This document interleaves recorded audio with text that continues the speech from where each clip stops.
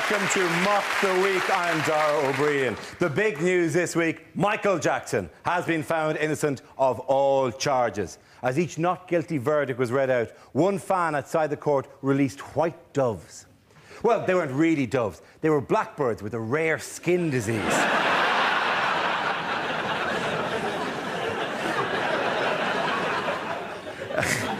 As the verdicts are read out, an emotional Jackson reached for a tissue.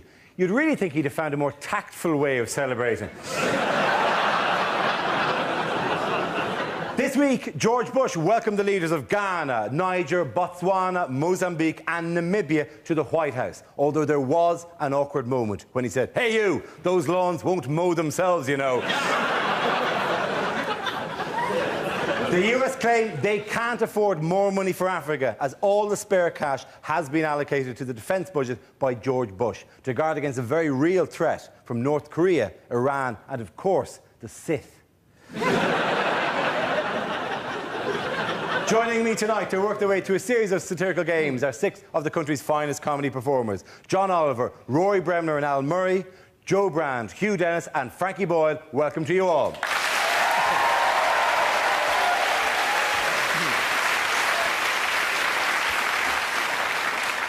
Let's kick off with a round called Headliners. I show the teams a photo of someone who's been making the news this week, along with the initial letters of a newspaper headline. The teams have to tell me what the letters stand for. Here's a picture of Michael Jackson, but what does JFNG stand for? Is it Jackson's face needs grouting? Jackson finds nose gone, possibly. Juvenile fears now grow.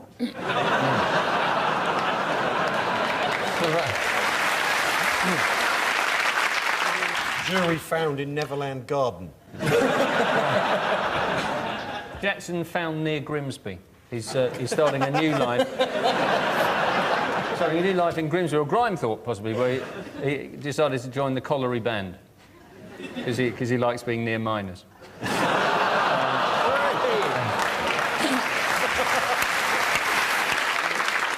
You know, he's now set up a website and a wristband that says "Make Puberty History."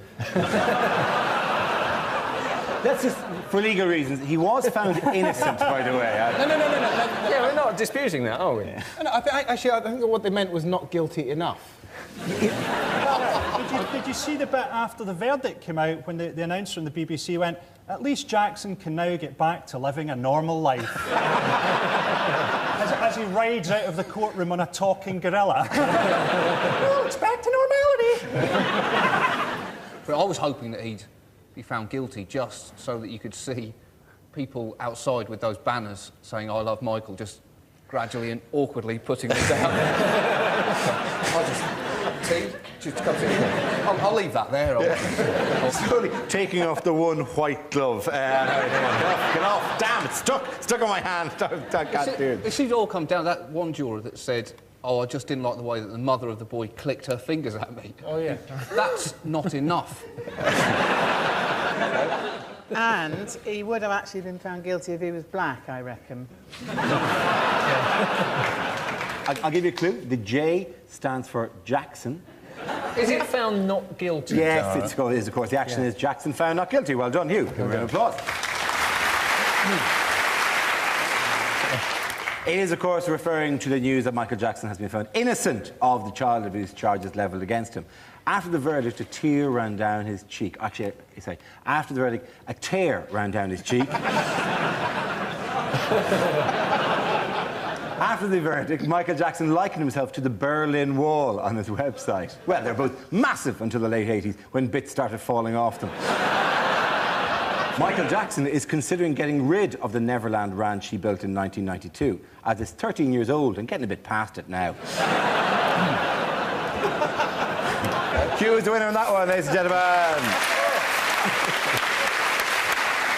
Our next round tonight is called Between the Lines. Rory and Hugh, can you make your way to our Mock the Week press pit?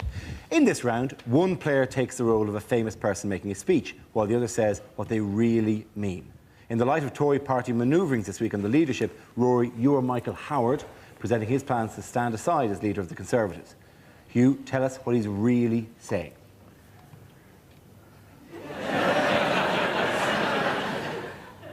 At the last election, we had a remarkable result. We lost.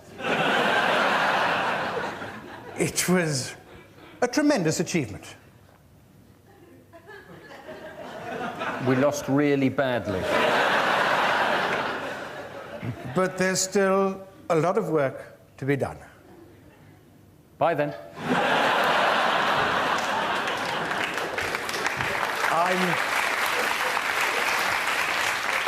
I'm much too old to lead the Conservative Party. Kenneth Clarke is much too old to lead the Conservative Party. I've laid out a sensible time frame for my departure. I must be back before sunrise.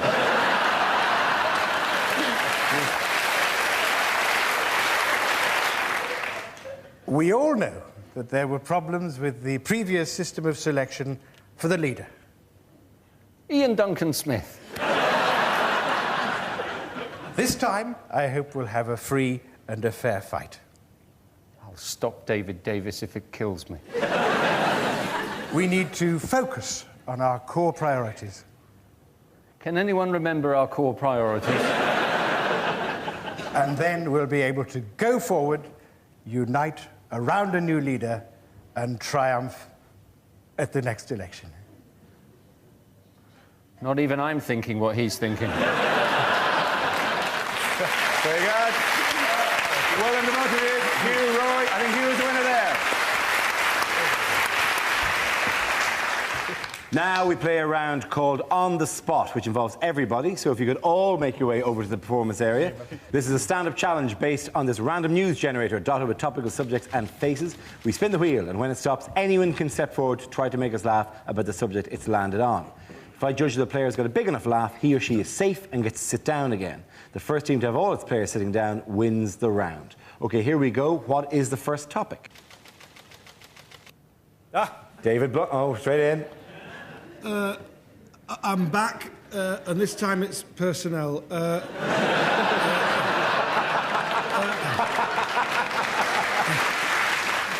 When the phone rang, I didn't know whether they'd offered me a job or served me with an antisocial behaviour order.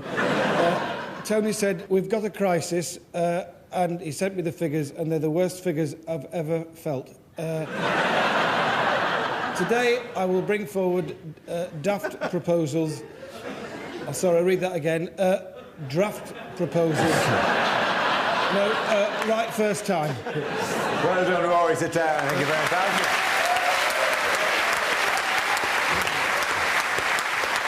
OK, let's have another topic, please. The next topic is transport. Who wants to come in on that? Frankie. Now, I never travel by Virgin Trains on the principle that it's not a great recommendation if the guy who owns the train network chooses to travel by hot air balloon. What is it with the new toilets on trains? What was wrong with a toilet door that just locked? Now it's like this multiple choice system.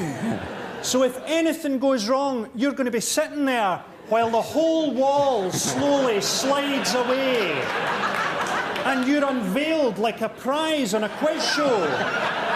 For 500 points, a shitting woman. Well done, Frankie. Very good. Frankie, you can sit down.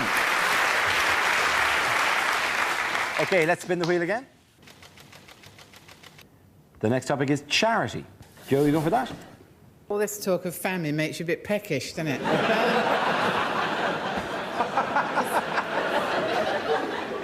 It's comic relief, right? Keep asking me if I'll go out to Africa, you know, to sort of comfort people. But how are they going to feel with me getting off the plane? Hello? You're all hungry, are you? I've had a good dinner. And, you know, there are huge problems to be tackled in Africa. I don't know if you know this, but actually in South Africa, you can insure yourself against getting raped because if you catch the HIV virus, treatment's really expensive. And what's that going to be like? You know, you're walking along, some bloke jumps out from behind a hedge, gets his ghoulies out, and you think, oh, Christ, there goes me no claims bonus there. Sit down, Joe, please. OK, let's have another topic. Topic is crime. Who's coming in now? John. The most important thing to remember about crime is that any law only makes sense in context. Look at sport. Punching someone repeatedly in the face is lauded in boxing, but is seriously frowned upon in table tennis. Similarly, if you come out of your corner in a boxing round bouncing a little ball on a bat, it's going to be literally seconds before you're staring at some lights. Furthermore, Moses. Now, there's a man who'd be on pretty much anyone's list of top 5 Jews. But think about it.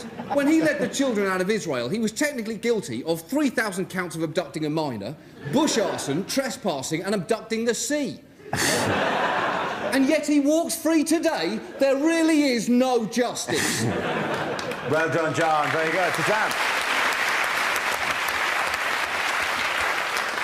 Leaving us with 2 contestants. 1 topic we'll give you. Fight it out. Straight battle. What's the last topic this week? Jacques Chirac, Europe, let's say. Hugh, do you want to go first?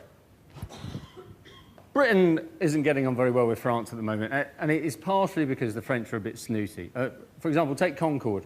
Do you know, in the original version of Concorde, the French had their plane built with the front hinged the other way round, so it could turn its nose up when it landed on the But the kind of European integration we don't, any of us seem to mind, is town twinning. Everybody wants a French, town to twin with. And I didn't know how it happened, actually, until I recently went to Swindon. Met a bloke from Swindon Council. He told me that apparently it's very like getting a teenage pen pal, on the basis that Swindon was getting on very well with Monte Carlo until they sent them a photograph and never heard from them again. Very good, very good. Well done, Hugh. Give him a round of applause. It is a head-to-head. Al, on the topic of Europe? Well, of course, what's happened here is the French. The French have voted against Europe and now expect us to cough up for it. It's the classic example of the French attitude. They've lost the plot, basically, completely. I mean, these are people with a town called Brest, and none of them think it's funny. In any other country, a melted cheese would be regarded as a f***, wouldn't it? They're up to something, aren't they? No, they're up. Well, I'm not done yet. Staying over there with their own customs. The point is, I think... I mean, that Eiffel Tower's a tragic waste of Meccano, isn't it? As a result, French boys have nothing to play with except themselves, and that's how it started, isn't it? Al, thank you very much. Al Murray, give him a round of applause. Tough to say. I'm giving it to Hugh. I'm giving it that side. Sit down, both of you.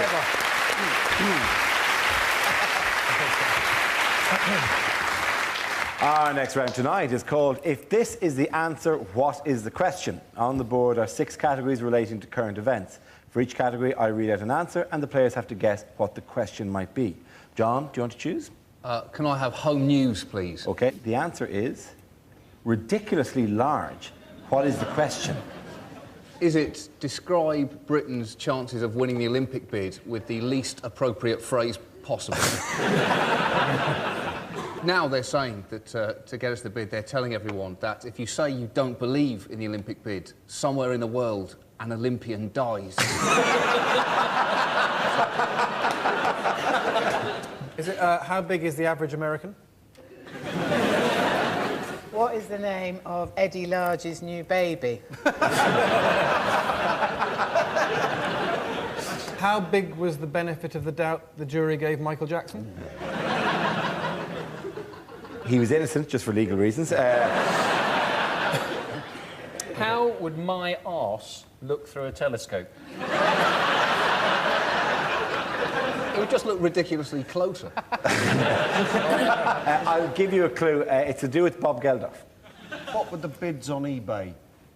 Something to do with that. That is absolutely right. Very, very good. Yes.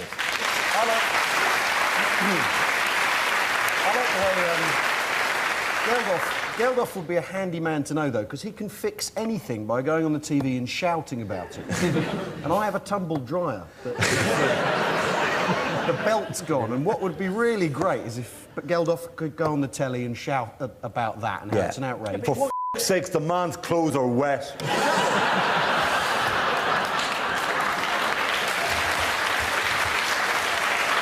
Either way, He won't do anything useful about it. He'll just get 1 million people to get hold of your dryer and throw it into the sea. Nothing will actually help.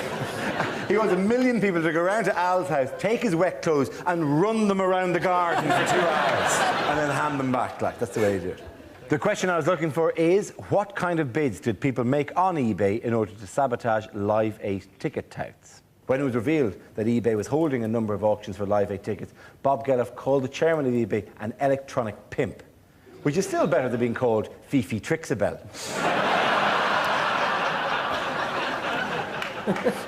This week as well, the Boomtown Rats announced they are suing Bob Geldof for unpaid royalties, although their actual words were, "Give us our money." Because they too were doing a Bob Geldof impersonation when they did it. OK, Joe, which category would you like? Can I have European news, please? You go for European. Your category is European news. The answer is very difficult. What is the question? How do you frown when you're Anne Robinson? How does Wayne Rooney find thinking? Is it the answer to the question, have you ever tried to shag a kestrel?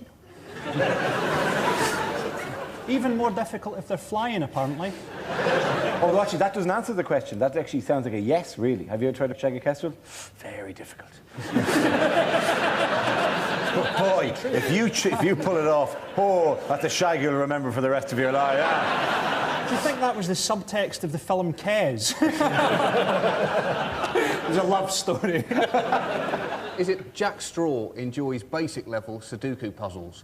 What level of Sudoku puzzles does Jack Straw tell people that he enjoys? And if he'll lie about that, what else will he lie about? I mean, he hasn't lied about it, I've made it up, but I think the point has to stand. You're right, there's no smoke without fire. Exactly, Yeah. unless of course, you've got a smoke machine, but still, the point stands. There is rarely smoke without fire, I meant to say, at that stage, yeah. Well, not if you've got a toaster, I find. How easy is it to set fire to a swimming pool? I'll give you a clue. It's to do with a rocky relationship. Well, Anglo-French relations. It is, essentially. How are they doing? The question I was looking for is, how did Tony Blair describe negotiations between France and Britain over the EU? It refers to Tony Blair's ongoing row with Jacques Chirac, who wants Britain to reduce its rebate. Talks between Blair and Chirac collapsed on Tuesday night, leaving Anglo-French relations at their lowest ebb since Tuesday afternoon. Ladies out the winner of that round, I think it has to be Al. I'll give it that for a minute.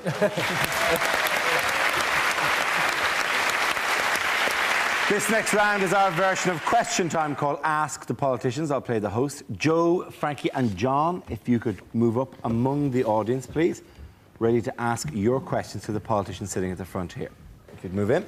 Rory, you're Tony Benn. Hugh, you're a Tory spokesman. And Al, you're the voice of the silent majority. Can we have our first audience question from, I think, the intense Scottish man there, please? Yes. Can I ask the panel what single law they would introduce to make Britain a better place? Tony Benn, would you like to come in on that? Well, you see, straight away, I wouldn't do a single law because I'd say a lot of laws because that's got an S in it. But the best law, I would say, was Andrew Bonar Law, who was a Conservative minister and became Chancellor of the Exchequer in 1910. Wonderful person. I met him, and I met him the first time. And he was the first person who got me interested in politics. But the answer to the question, Mr. Benn, if you could possibly... Well, you see, there we go. We're concentrating on personalities, not on issues. I think that's completely wrong, and I'll come back to you later. OK. Tory. Hugh? No foreigners.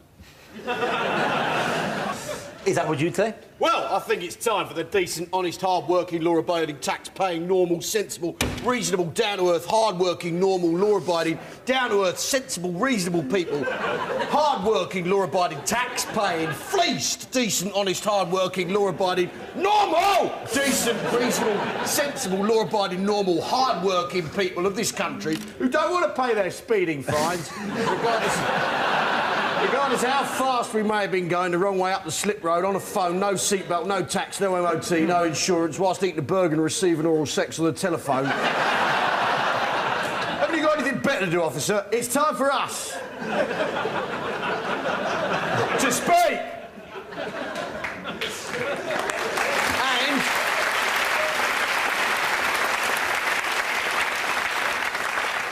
spring back hanging, obviously. Let's go to our second question. The swarthy Greek lady on that side there, please.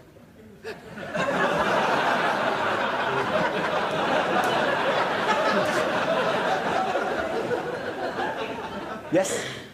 Oh, thanks. I was just wondering that as Britain chairs the European presidency, what changes should we be making? And would anyone like some falafel? Falafel, Tony Benn? Well, I've never falafeled in my life. And the European Union? Well, I've never been a fan of the European Union. I think it'd be a very good thing if Britain were towed away into the North Sea, a little bit further away. Now, that's strange. It's the first time I've ever agreed with anything you've ever said, mate. Right? Well, you've obviously not been listening. That's all I can say. I've been listening. I've simply chosen to remain silent up until now. Well, I must say you're very vocal. No, I'm the voice of the silent majority. Well, I must say... Obviously, having said that, I'm no longer a member, but... The point... I think European Union, change your name to the British Empire as a mark of gratitude.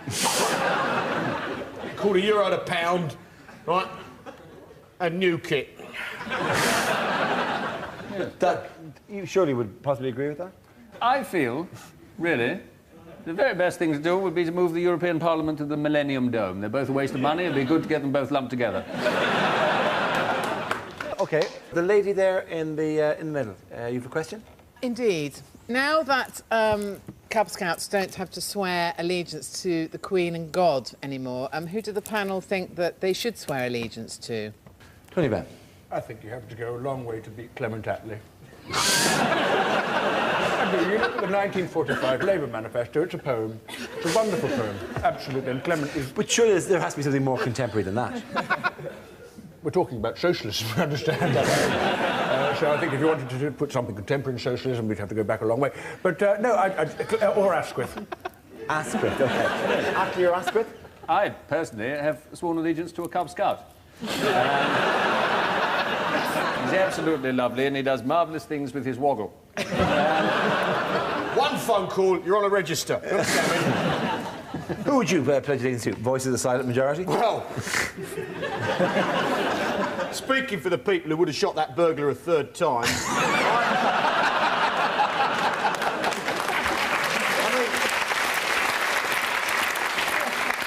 He shouldn't have done that anyway. He should have dug a pit with steel spikes and manure on the spikes and a rug on the top. In comes the burglar, falls in. Who's there? Who would I swear allegiance to? Yeah. Well, in fact, this is nonsense, isn't it? It's got to be the Queen. I've got to go back to the Queen. And I love the royal family. Not just out of mindless loyalty. If not that, then what? I fancy her. They're all dirty, those German birds, aren't they? Do you follow the rules of etiquette when meeting the royal family? What are you talking about? I recently discovered that one is not meant to turn one's back on the Queen. I don't understand. She's very unlikely to nick anything. We feel this discussion may go on all night, so instead let's wrap it up and say thank you to all the panelists. The winner was Al on that particular game. Down you come from the audience.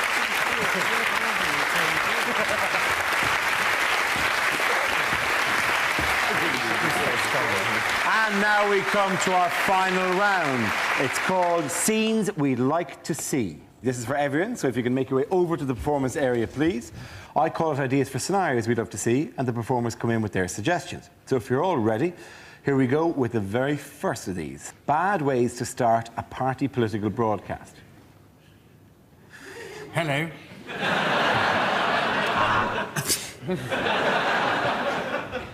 My fellow paedophiles. Hang on, I'll be with you in a minute. Good moment! As you know, the football is on the other channel. Well, I'm sorry to say that it is mostly the blacks. Hello, I'm John Prescott. Now, I expect you're wondering why I'm making... I think our policies are best expressed in song.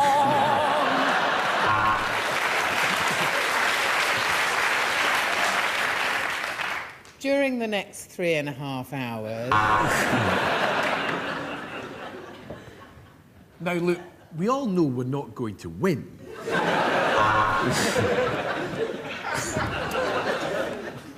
Death to the West.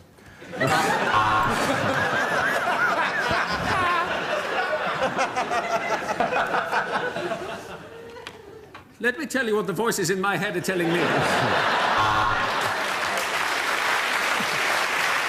OK, our next topic is things you'd never hear a French person say. Of course, it looked hopeless, but we kept fighting.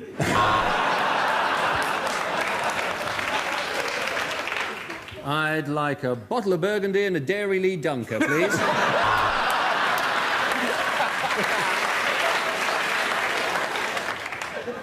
You're English. How nice to meet you. J'aime beaucoup, Monsieur Jeremy Clarkson. I've just bought a wonderful little holiday home in the south of Birmingham.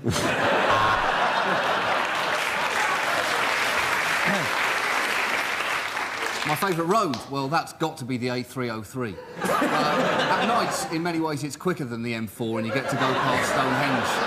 If you're going London to the West Country, it's A303 for me every time. What a road. What a road. And we throw that part of the animal away.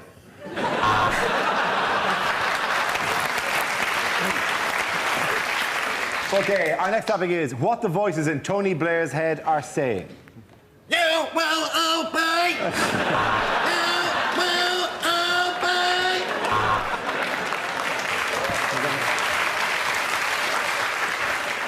Keep smiling, have Gordon killed. Keep smiling, have Gordon killed. Cherie, will you shut the f up?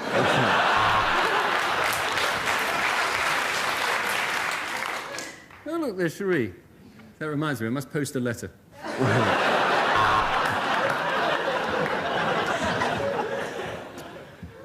I like big butts and I cannot laugh. I wonder what John Prescott looks like in hot pants. Mustn't get a stiffy.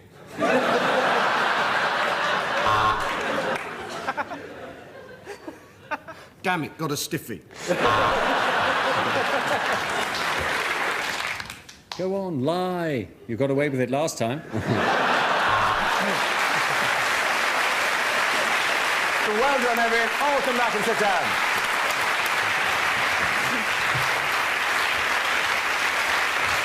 That is the end of the show. This week's winners are Joe Brown, Hugh Dennis and Frankie Boyle. Commiserations to Al Murray, Rory Bremner and John Oliver. Thank you for watching. Until next week, good night.